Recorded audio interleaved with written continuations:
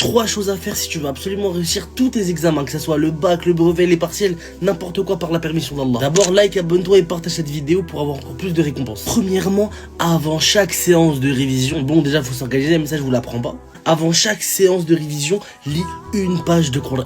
Et tu verras à quel point Allah il va mettre la baraka dans tes révisions.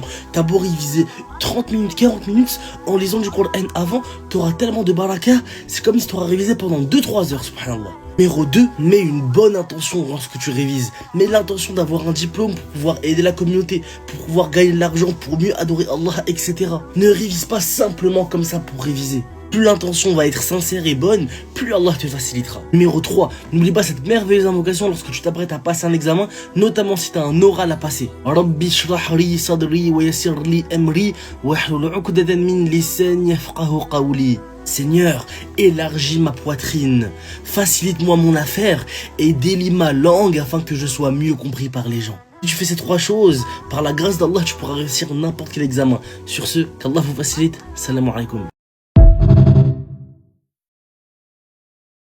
Trois choses à faire si tu veux absolument réussir tous tes examens, que ce soit le bac, le brevet, les partiels, n'importe quoi par la permission d'Allah. D'abord, like, abonne-toi et partage cette vidéo pour avoir encore plus de récompenses. Premièrement, avant chaque séance de révision, bon déjà faut s'organiser, mais ça je vous l'apprends pas. Avant chaque séance de révision, lis une page de Coran.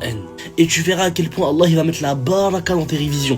T'as beau réviser 30 minutes, 40 minutes, en lisant du Coran avant, t'auras tellement de baraka, c'est comme si t'auras révisé pendant 2-3 heures, subhanallah. Numéro 2, mets une bonne intention lorsque tu révises. Mets l'intention d'avoir un diplôme pour pouvoir aider la communauté, pour pouvoir gagner de l'argent, pour mieux adorer Allah, etc. Ne révise pas simplement comme ça pour réviser. Plus l'intention va être sincère et bonne, plus Allah te facilitera. Numéro 3, n'oublie pas cette merveilleuse invocation lorsque tu t'apprêtes à passer un examen, notamment si tu as un oral à passer. Rabbi shrah li sadri wa yassir li amri wahlul 'uqdatan min lisani yafqahu qawli. Seigneur, élargis ma poitrine, facilite-moi mon affaire et délie ma langue afin que je sois mieux compris par les gens. Si tu fais ces trois choses, par la grâce d'Allah, tu pourras réussir n'importe quel examen. Sur ce, qu'Allah vous facilite. Salam alaikum.